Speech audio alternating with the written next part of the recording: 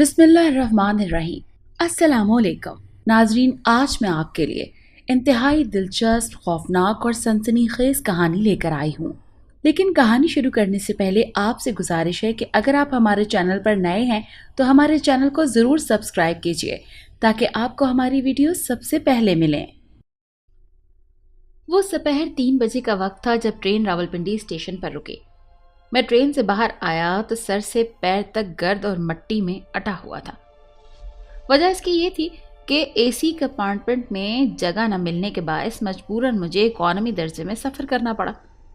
कराची से रावलपिंडी तक मुख्तलिफ गांवों, कस्बों और रेगिस्तानों से गुजरते हुए धूल मिट्टी मेरे कपड़ों और जिस्म के अयां हिस्सों में अट चुकी थी।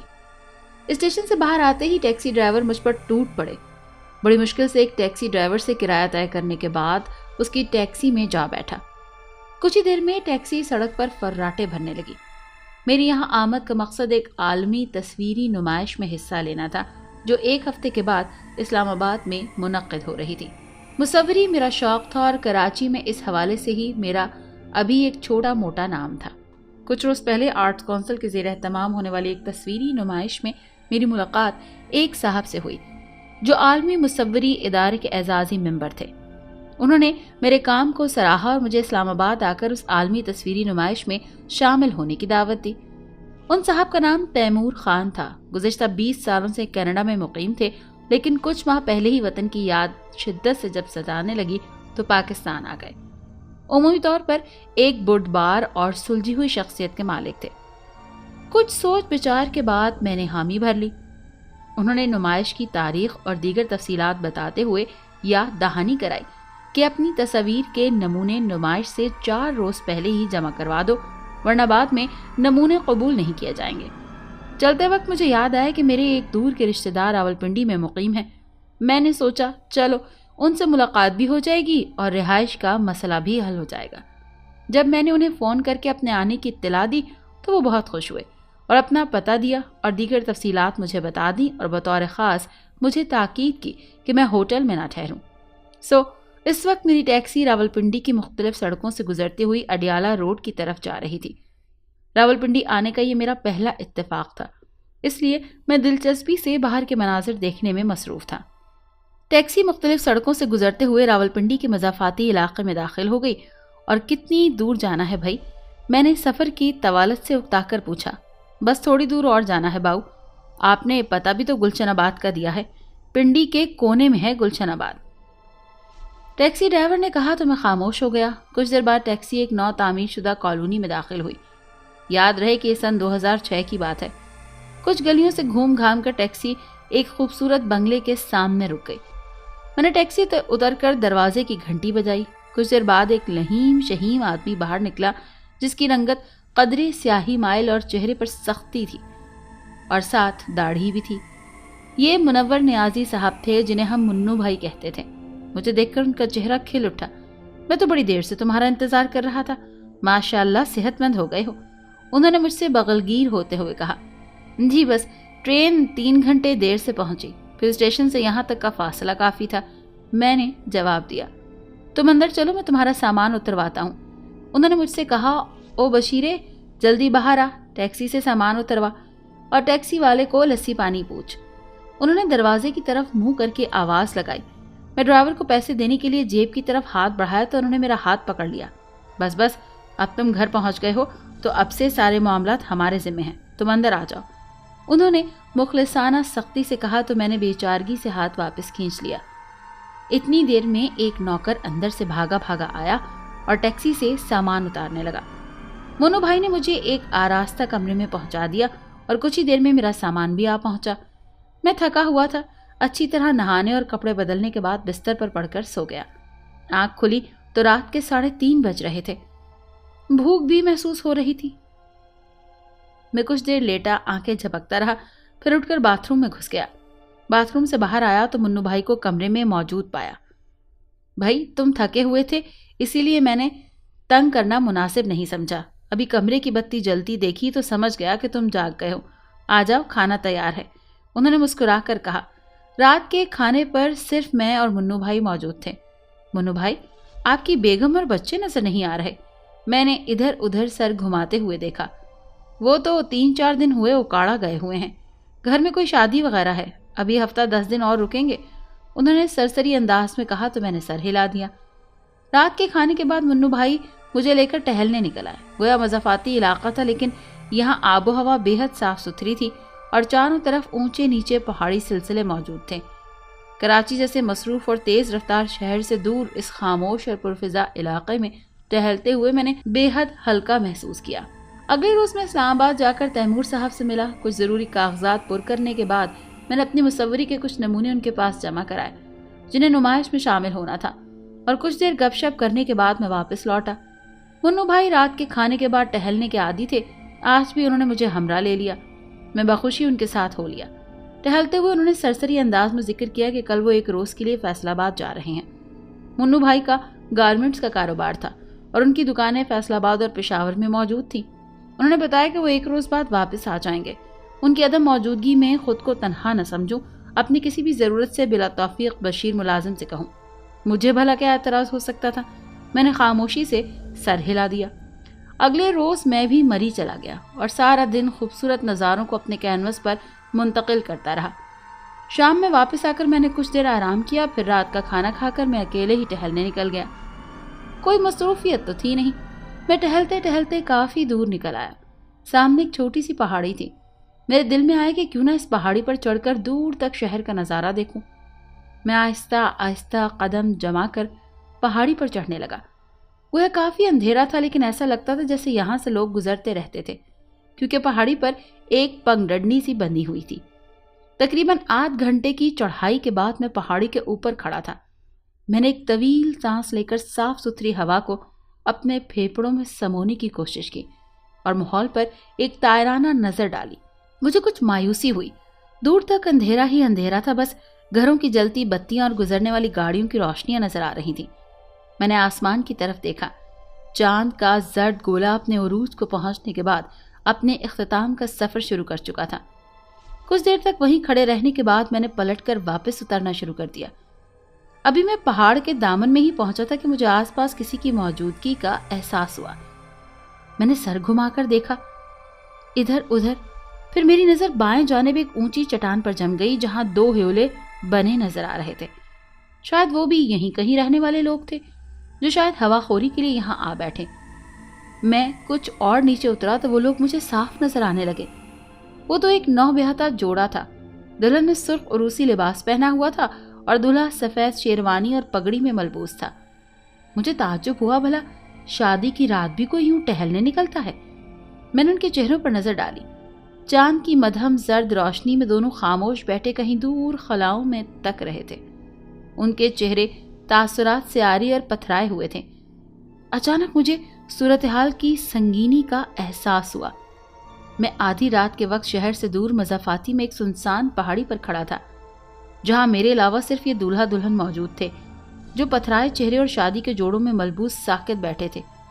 خوف کی ایک لہر بے اختیار میرے رگو پہ میں دوڑ گئی۔ میں نے ان کی طرف سے چہرہ موڑ لیا اور تیزی سے نیچے اترنے لگا۔ پہاڑی سے نیچے اترنے کے بعد میں نے چاہا کہ پیچھے مڑ کر انہیں دیکھوں، لیکن نہ جانے کیوں میری ہمت نہیں ہوئی۔ میں خاموشی سے گھر واپس آ کر بستر میں دبک گیا، الجھے اور منتشر خیالوں کے ساتھ نہ جانے کب مجھے نیند آ گئی۔ اگلے روز جاگا تو سر میں ہلکا ہلکا سا درد تھا۔ میں سست قدموں سے اٹھا اور منہ ہاتھ دھو کر کمرے سے باہر آ گیا۔ ناشتے کی میز پر مجھے اطلاع دی گئی کہ منو بھائی کا فون آیا تھا اور انہوں نے پیغام دیا ہے کہ انہیں فیصل آباد میں ایک روز مزید رکنا پڑے گا۔ میں سر ہلا کر ناشتے میں مصروف ہو گیا۔ ابھی نمائش میں مزید 2-3 دن باقی تھے۔ کہیں باہر نکلنے کا دل نہیں چاہ رہا تھا۔ میں نے کمرے میں کینوس اور سیٹ لگایا اور برش لے کر کھڑا ہو گیا۔ کچھ دیر تک خالی کینوس کو تکنے کے بعد اچانک میرے ذہن میں کل رات والے جوڑے کی شبیہ ابھر آئی۔ شادی کے جوڑے میں ملبوس لیکن خوشی سے آری پتھریلے چہرے، زندگی بھر کے بندھن میں بندھنے کے بعد بھی ایک دوسرے سے لا تعلق سے۔ میرا ہاتھ تیزی سے کینوس پر چلنے لگا۔ دوپہر کا کھانا بھی میں نے کمرے میں ہی کھایا۔ رات کے کھانے تک تصویر تقریباً مکمل ہو چکی تھی، بس چہرے کے خد و خال باقی تھے۔ میرا دل چاہا کہ میں ایک بار اور انہیں دیکھوں تاکہ میری تصویر میں ان کے تاثرات بہتر طور پر نمایاں ہوں، لیکن دل میں ہلکا سا ڈر بھی موجود تھا۔ کچھ دیر کی ذہنی کشمکش کے بعد تخلیقی شوق نے خوف کو مات دے دی اور میں کھانا کھا کر گھر سے باہر نکل آیا۔ ابھی میں پہاڑی کے نزدیک ہی پہنچا تھا کہ میں نے اسی نوبہتا جوڑے کو اس شادی کے لباس میں پہاڑ سے نیچے اترتے دیکھا۔ دونوں ایک دوسرے کا ہاتھ تھامے ہوئے تھے اور قدم قدم نیچے اتر رہے تھے۔ ان کے چہرے اسی طرح جذبات سے عاری تھے اور آنکھیں کہیں دور خلاؤں میں گم تھیں۔ کچھ دور نیچے اترنے کے بعد وہ گھوم کے پہاڑی کی دوسری جانب چلے گئے اور میری نظروں سے اوجھل ہو گئے۔ میں چونک کر تیزی سے آگے بڑھا اور پہاڑی پر چڑھنے لگا۔ جب میں گھوم کر پہاڑی کے عقبی سمت پہنچا تو وہ دونوں کہیں غائب ہو چکے تھے۔ میں کچھ دیر کھڑا اپنی سانس درست کرتا رہا، پھر ان کے تعاقب میں کچھ اور آگے بڑھا، لیکن پہاڑی کے اس طرف آگے بڑھنے کا راستہ بہت مشکل تھا۔ اونچی نیچی چٹانوں اور جھاڑیوں کی وجہ سے ایک ایک قدم بڑھانا دوبھر ہو رہا تھا۔ پھر وقت بھی رات کا تھا۔ میں نے آگے بڑھنے کا ارادہ ترک کر دیا اور واپس پلٹ کر پہاڑی سے نیچے اترنے لگا۔ ایک جھلک تو ان کی میں دیکھ ہی چکا تھا۔ اگلے روز صبح میں نے پھر تصویر پر کام شروع کر دیا۔ دوپہر تک تصویر مکمل ہو چکی تھی۔ بلا شبہ یہ میری شاہکار تصویروں میں سے ایک تھی۔ زندگی کی اہم ترین خوشی یعنی شادی کے لباس میں موجود دلہا دلہن، لیکن چہروں پر الجھن اور آنکھوں میں ویرانی۔ پس منظر میں نے وہی پہاڑی پینٹ کی تھی جہاں میں نے انہیں دیکھا تھا۔ ابھی میں تعریفی نظروں سے تصویر کو دیکھ ہی رہا تھا کہ دروازے پر دستک ہوئی۔ میں نے چونک کر دروازے کی طرف دیکھا تو دوسرے ہی لمحے دروازہ کھلا اور منو بھائی کی شکل نظر آئی۔ کہیں ڈسٹرب تو نہیں کیا میں نے؟ انہوں نے مسکرا کر پوچھا۔ ارے نہیں نہیں منو بھائی، آپ کب واپس آئے؟ اندر آئیے نا، میں نے لپک کر دروازے کے پاس پہنچتے ہوئے کہا۔ منو بھائی اندر آ کر بستر پر ڈھیر ہو گئے۔ بھائی یہ کاروبار بھی انسان کی جان سے چمٹا ہی رہتا ہے، دل چاہے نہ چاہے مگر وقت تو دینا پڑتا ہے نا۔ نہیں، اکیلے چھوڑنے کو دل نہیں مان رہا تھا تمہیں کہ اتنے عرصے بعد آئے ہو اور گپ شپ بھی نہ رہے، مگر کچھ ایسے پیچیدہ مسئلے آن پڑے تھے کہ جانا پڑا، انہوں نے معذرت خانہ انداز میں کہا۔ کیسی باتیں کر رہے ہیں منو بھائی، مجھے آپ کی مصروفیت کا اندازہ ہے اور اب تو انشاءاللہ آنا جانا لگا رہے گا، میں نے جواباً ہلکے پھلکے انداز میں کہا تو وہ بھی مسکرا دیے۔ کچھ دیر باتیں کرنے کے بعد انہوں نے ملازم کو آواز دی۔ اوئے بشیرے، گل سن پتر۔ آواز سن کر ملازم بھاگا چلا آیا۔ ذرا 2 گلاس لسی تو بنا ڈا، بڑی گرمی ہے آج، انہوں نے حکم دیا تو ملازم مؤدبانہ انداز میں سر ہلا کر واپس مڑ گیا۔ میں اور منو بھائی پھر گپ شپ میں مصروف ہو گئے۔ کچھ دیر بعد ملازم ایک ٹرے میں لسی کا جگ اور 2 گلاس لے آیا۔ ابھی وہ ٹرے میز پر رکھ ہی رہا تھا کہ اس کا ہاتھ کانپا اور ٹرے گرتے گرتے بچی۔ منو بھائی نے اسے گھوم کر دیکھا لیکن اس کی نظریں کہیں اور جمی ہوئی تھی۔ میں نے اور منو بھائی نے بیک وقت اس کی نظروں کے تعاقب میں دیکھا۔ وہ خوفزدہ نظروں سے میری بنائی ہوئی اس تصویر کو دیکھ رہا تھا جو ابھی مکمل نہیں ہوئی تھی۔ کی گلے بشیرے، کی ہویا تینوں؟ انہوں نے حسب عادتاً پنجابی میں پوچھا۔ یہ تصویر، یہ آپ کو کدھر؟ وہ حیرت اور الجھن سے فکرہ مکمل نہ کر سکا۔ اوے کھوتے، یہ ہاتھ سے بنائی ہوئی تصویر ہے، انہوں نے خود بنائی ہے، منو بھائی نے ڈپٹ کر کہا۔ لیکن یہ دونوں، یہ آپ کو کہاں ملے تھے؟ اس نے پھر مجھ سے پوچھا۔ میں نے انہیں یہیں قریب میں دیکھا تھا، 1-2 روز پہلے، میں نے اس کو جواب دیا۔ ایسا کیسے ہو سکتا ہے؟ اس نے کھوئے کھوئے لہجے میں کہا۔ کیوں نہیں ہو سکتا؟ میں نے ہمت کر کے پوچھا۔ کیونکہ وہ دونوں شادی کی رات ہی لاپتہ ہو گئے تھے اور اس بات کو 1 سال سے زیادہ بیت گیا ہے۔ اس نے انکشاف کیا تو ہم دونوں اچھل پڑے۔ منو بھائی کی حیرت تو عمومی تھی لیکن میرا جو حال تھا وہی جانتا تھا۔ منو بھائی کے کہنے پر بشیر نے بتایا کہ تصویر میں نظر آنے والا دولہا اس کے مامے کا لڑکا تھا اور اپنے محلے کی ایک لڑکی جمیلہ کو پسند کرتا تھا۔ دونوں کا عشق کئی سال تک چوری چھپے چلتا رہا۔ پھر جمیلہ کے بھائیوں کو کسی طرح بھنک پڑ گئی کہ جمیلہ کسی لڑکے سے چوری چھپے ملتی ہے۔ خاندان میں ہنگامہ مچ گیا۔ جمیلہ کے بھائیوں نے بشیر کے مامے کا جو لڑکا تھا اشفاق، اس کے گھر جا کر اسے جان سے مارنے کی دھمکیاں دی۔ اشفاق اڑ گیا کہ اگر وہ شادی کرے گا تو صرف جمیلہ سے کرے گا، ورنہ کسی سے نہیں کرے گا، اور اگر ایسا نہ ہوا تو وہ خودکشی کر لے گا۔ دونوں گھروں میں نوبت ہاتھا پائی تک پہنچ گئی۔ معاملہ پولیس تک پہنچ گیا اور دونوں فریقوں میں ایک دوسرے کے خلاف کیس دائر ہو گیا۔ جمیلہ اور اشفاق نے عدالت میں صاف بیان دے دیا کہ دونوں ایک دوسرے سے شادی کرنا چاہتے ہیں۔ چونکہ دونوں عاقل اور بالغ ہیں لہٰذا عدالت نے ان دونوں کی شادی کا فیصلہ سنا دیا اور دونوں گھروں کی آپس میں صلح کا حکم دے دیا۔ جمیلہ کے گھر والوں نے ناچار اس کی شادی کی تیاریاں شروع کر دیں۔ اشفاق تو جیسے ان دنوں ہواؤں میں اڑ رہا تھا۔ لیکن شادی کے روز رخصتی کے بعد جب بارات واپس آ رہی تھی تو راستے میں دولہا کی گاڑی تیزی سے آگے بڑھ گئی اور بعد میں ایک موٹر پر خالی کھڑی ہوئی ملی تھی۔ انہیں بہت ڈھونڈا گیا لیکن کچھ پتہ نہ چلا۔ طرح طرح کی قیاس آرائیاں کی گئیں۔ کچھ نے کہا کہ جمیلہ کے بھائیوں کی سازش ہے، کچھ نے کہا دونوں میاں بیوی خطرے کے پیش نظر کہیں روپوش ہو گئے، وغیرہ وغیرہ۔ اس وقت گاڑی اشفاق کا ایک دوست چلا رہا تھا، مگر وہ بھی غائب تھا۔ اس سے شبہ کافی قوی ہو گیا کہ اشفاق نے اپنے دوست کے ساتھ مل کر کہیں فرار ہونے کا منصوبہ بنایا ہوگا تاکہ بعد میں انہیں کوئی تنگ نہ کر سکے۔ اس بات کو آج 1 سال گزر چکا ہے۔ دونوں کے ماں باپ ان کی جدائی میں برا حال ہے، لیکن آج تک ان کا کوئی پتہ نہیں چل سکا ہے۔ بشیر کی رودات ختم ہوئی تو ہم دونوں سکتے کے عالم میں بیٹھے تھے۔ بشیر بھی یہ داستان سناتے سناتے دکھی سا ہو گیا، اسی لیے بات ختم کر کے خاموش بیٹھ گیا۔ پھر اچانک کچھ دیر بعد اس نے چونک کر سر اٹھایا۔ لیکن باؤجی، آپ کہہ رہے ہیں کہ آپ نے انہیں یہیں کہیں دیکھا ہے؟ آپ کی بڑی مہربانی ہوگی اگر آپ ان کا پتہ بتا دیں۔ ان کے ماں باپ کا ان کی یاد میں رو رو کر بڑا برا حال ہوا ہے۔ اس نے التجائی لہجے میں کہا تو میں نے بے اختیار ایک گہرا سانس لے کر گزشتہ 2 دنوں کی ساری تفصیل اسے بتا دی۔ کمال ہے، اگر وہ کہیں قریب میں رہ رہے ہیں اور رات کو ٹہلنے بھی نکلتے ہیں تو اپنے رشتہ داروں سے ملتے کیوں نہیں؟ منو بھائی نے حیرت سے کہا۔ شاید وہ اب بھی ہم سے الگ رہنا چاہتے ہیں۔ رات کو بھی وہ اس پہاڑی پر ٹہلتے ہیں جہاں سب جاتے ہوئے گھبراتے ہیں تاکہ کوئی انہیں دیکھ نہ پائے۔ بشیر نے کہا تو چونک پڑا۔ کیوں بھائی، لوگ اس پہاڑی پر جاتے ہوئے کیوں گھبراتے ہیں؟ میں نے حیرت سے پوچھا۔ اس کی وجہ میں بتاتا ہوں، منو بھائی نے گلا کنکار کر کہا۔ تم نے یہ تو دیکھ ہی لیا کہ نہ علاقہ نو تعمیر شدہ ہے یہ، اور پہاڑی سلسلوں کو کاٹ چھانٹ کر پلاٹ اور سڑکیں بنائی گئی ہیں۔ مذکورہ پہاڑی پر کنسٹرکشن کے دوران کچھ حادثات پیش آ گئے جنہوں نے توہم پرست لوگوں نے آسیب اور جنات وغیرہ کے سر تھوپ دیا۔ کیونکہ یہ پہاڑی علاقہ گزشتہ سینکڑوں سال سے ویران پڑا تھا، سو اس پہاڑی پر سڑکیں اور مکان تو نہیں بن سکے، لیکن دن میں لوگ پیدل اسے آنے جانے کے لیے استعمال کرتے رہے، کیونکہ پہاڑی کی دوسری طرف موجود علاقے سے یہاں تک کا یہ شارٹ کٹ راستہ ہے۔ لیکن رات میں جنات یا آسیب کے ڈر سے کوئی اس طرف آتا جاتا نہیں ہے۔ منو بھائی نے تفصیل بتاتے ہوئے کہا۔ یہ تو آپ لا علمی میں اس طرف جا نکلے تو ان کا سراغ مل گیا، ورنہ شاید اب بھی پتہ نہ چلتا۔ بشیر نے میری طرف دیکھتے ہوئے کہا۔ تو پھر اب کیا پروگرام ہے؟ منو بھائی نے پوچھا۔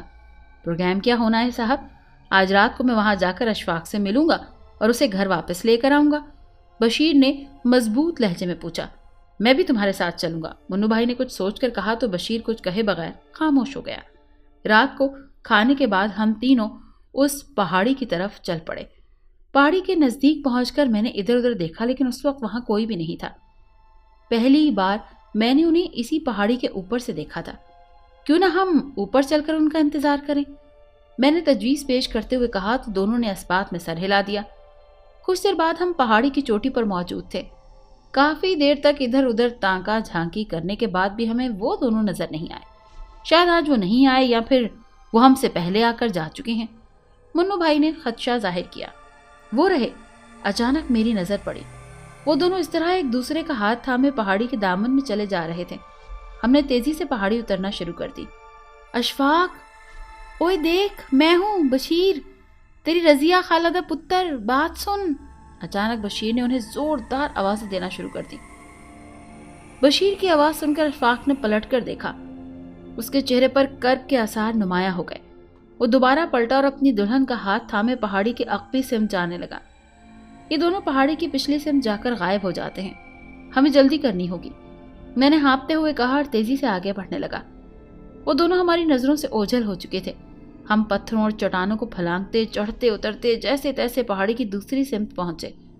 بے اختیار ٹھٹک کر رک گئے کیونکہ وہ دونوں ہمارے سامنے کھڑے تھے، ساکت اور خاموش، وہی ویران آنکھیں، وہی تاثرات سے آری چہرے۔ کہاں چلا گیا تھا تو اوئے؟ تیری ماں کا تیری یاد میں برا حال ہے، چل گھر واپس چل، بشیر نے بےتابانہ لہجے میں کہا۔ اشفاق اور اس کی دلہن نے دکھ بھری نظروں سے ایک دوسرے کو دیکھا۔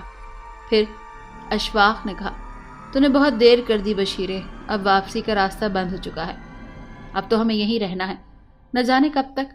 اس نے مایوسی سے کہا، کچھ نہیں ہوا یار، سب تیری اور بھابھی جمیلہ کی راہ تک رہے ہیں، سب مان جائیں گے، تو اپنی ضد چھوڑ دے، بشیر نے منت بھرے لہجے میں کہا۔ تو سمجھ نہیں رہا بشیرے، ہمارے ساتھ جو کچھ ہونا تھا وہ شادی کی رات ہو چکا۔ میں گاڑی سے اغوا کیا گیا اور اشفاق کہتے کہتے رک گیا۔ کچھ لمحے تک چپ رہنے کے بعد وہ پھر گویا ہوا۔ اغوا کرنے والوں نے ہمیں یہاں لا کر ہم پر بے انتہا تشدد کیا۔ ہمیں ڈنڈوں، بیلٹوں اور موٹر سائیکل کی چین سے زدوکوب کیا گیا۔ ظالموں نے میری جمیلہ تک کا لحاظ نہیں کیا۔ یہ کہتے ہوئے اشفاق نے دکھ بھری نظروں سے جمیلہ کی طرف دیکھا، جس کے چہرے پر بھی دکھ اور تکلیف کے آثار نمودار تھے۔ ہمیں زخموں سے چور چور کرنے کے بعد انہوں نے ہمیں یہیں اٹھا کر اس پہاڑی کے نیچے ایک گڑھے میں پھینک دیا اور ہمیں تڑپتا اور بے یار و مددگار چھوڑ کر چلے گئے۔ نہ جانے کب تک ہم اس طرح گڑھے میں پڑے رہے۔ پھر کچھ وقت گزرنے کے بعد تکلیف کا احساس آہستہ آہستہ ختم ہو گیا۔ ہم گڑھے سے باہر نکلے، لیکن ہمیں یہاں سے باہر نکلنے کا راستہ نہ مل سکا۔ ہم اکثر اس پہاڑی کے ارد گرد گھومتے رہتے ہیں، مگر ہمیں واپس اپنے گھر جانے کا راستہ نہیں ملتا۔ نہ جانے کب تک ایسا چلتا رہے گا۔ اشفاق نے کھوئے ہوئے لہجے میں کہا۔ ہم سب ساکت کھڑے ان کی روداد سن رہے تھے۔ فکر نہ کر میرے بھائی، اب میں آ گیا ہوں، آ ہمارے ساتھ چل، مجھے راستہ معلوم ہے، بشیر نے جوش بھرے لہجے میں کہا۔ تو ابھی تک بات نہیں سمجھا بشیرے، ہمیں اتنی آسانی سے راستہ نہیں ملے گا۔ اس گڑھے میں پڑے پڑے ہماری موت واقع ہو گئی۔ جب تک ہمارے بے گور و کفن لاشیں وہاں پڑے ہیں، ہم یہاں سے نہیں نکل سکتے۔ وہ اداسی سے مسکرایا۔ اس کی بات سن کر ہمارے تو گویا سروں پر پہاڑ ٹوٹ پڑے۔ مجھے لگا جیسے میرا دل ابھی اچھل کر حلق میں آ جائے گا۔ میرے وہم و گمان میں بھی نہیں تھا کہ یہ دونوں مر چکے ہیں اور مردہ حالت میں بھٹک رہے ہیں۔ لیکن بشیر پر اس بات کا الٹا رد عمل ہوا۔ مجھے معلوم ہے تو مجھے ٹال رہا ہے، میں تجھے ساتھ لے کر ہی جاؤں گا۔ اتنا کہہ کر اس نے تیزی سے آگے بڑھ کر اشفاق کا ہاتھ تھامنے کی کوشش کی، لیکن اس کا ہاتھ ہوا میں یوں گھوما جیسے اشفاق ٹھوس وجود کے بجائے ہوا کا ہی کوئی حصہ ہو۔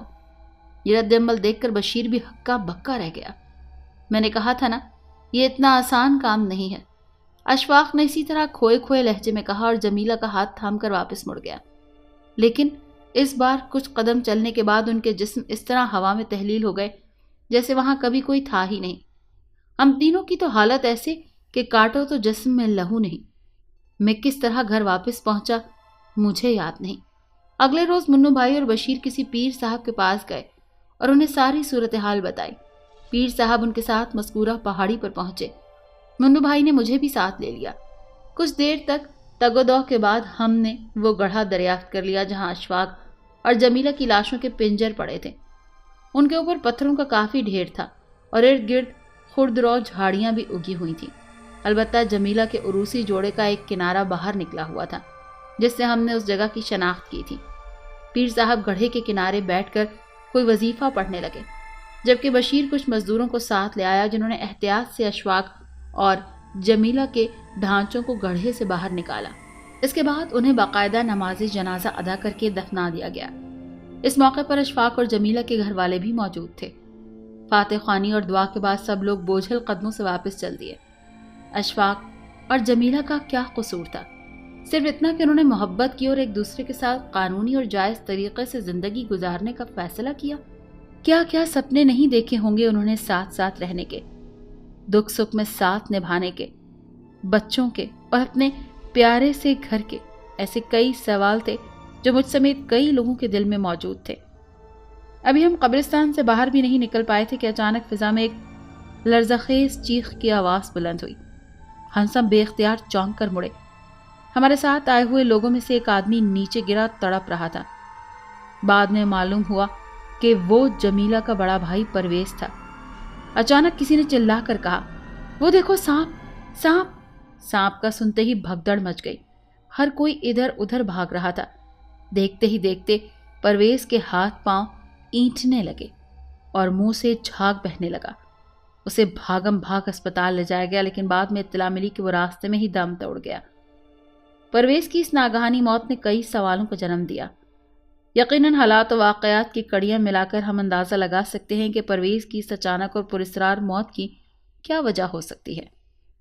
میں نے اشفاق اور جمیلہ کی جو پینٹنگ بنائی تھی وہ میں نے آتے ہی بشیر کو تحفتاً دے دی۔